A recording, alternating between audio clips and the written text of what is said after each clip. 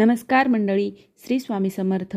मी संध्या. माझ्या चॅनलमध्ये तुम्हा सर्वांचं खूप खूप मनापासून स्वागत करते. बघा, 5 दिवसाच्या दिवाळी सणाची सुरुवात ही वसुबारसेपासून सुरू होते आणि भाऊबीजेच्या दिवशी ती संपत असते. दिवाळीच्या 4थ्या दिवशी बलिप्रतिपदा आणि पाडवा असतो. यंदा 14 नोव्हेंबरला म्हणजे मंगळवारी दिवाळीचा पाडवा आहे. पाडव्याच्या दिवशी 3:30 मुहूर्तापैकी एक दिवस मानला जातो, म्हणून या शुभ दिनी सोनं, मौल्यवान वस्तू, चांदी, घर खरेदी अशा मौल्यवान वस्तूंची खरेदी केली जाते.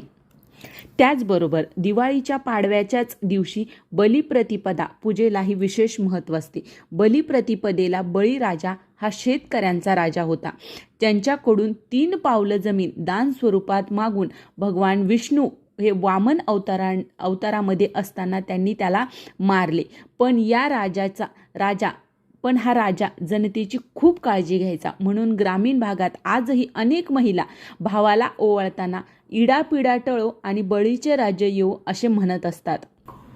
तर बघा, पाडवा हा सण पती पत्नीच्या नात्यामध्ये खूप महत्त्वाचा दिवस मानला जातो. पत्नीचे नाते हे जन्मजन्मांतराचे असते. आता बघा, प्रत्येक नवरा बायकोमध्ये थोडंफार तर भांडण, कटकटी ह्या होतच असतात, पण त्यामध्ये प्रेमही तितकंच असतं.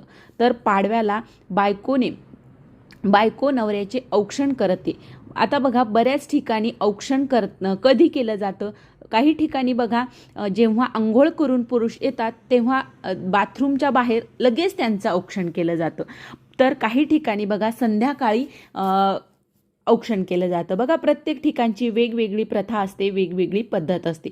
तर तुमच्याकडे जसं केलं जातं त्या प्रकारे तुम्ही करू शकता. पण पाडव्याच्या दिवशी पतीचे औक्षण हे प्रत्येक पत्नीने करायलाच पाहिजे. आता औक्षण कसे करायचे तर बघा, आपण जेव्हा एरवी औक्षणाचं ताट काढतो तर त्यामध्ये आपण दिवा पितळेचा, चांदीचा किंवा वेगळा कुठला तरी दिवा घेतो. पण पाडव्याला किंवा भाऊबीजेला जेव्हा आपण भावाला, आपल्या पतीला ओवाळतो तर त्यामध्ये आपल्याला कणकेचा दिवा करायचा असतो.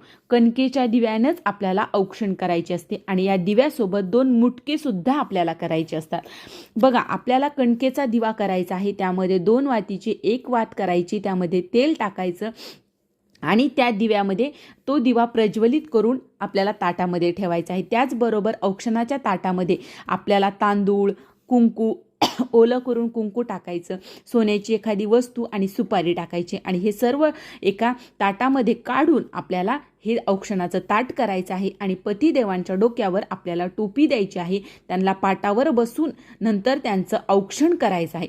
आणि औक्षण करताना जे मुटके आहेत तेही आपल्याला ओवाळून घ्यायचे आहेत आणि नंतर म्हणायचं आहे की इडापिडा टळो आणि बळीचे राज्य येऊ असं म्हणत आपल्याला नंतर त्यांचं आपल्याला अशा प्रकारे औक्षण करायचं आहे. आणि पतीने बायकोच्या ताटामध्ये, औक्षणाच्या ताटामध्ये काहीतरी पैसे किंवा गिफ्ट द्यायचं आहे.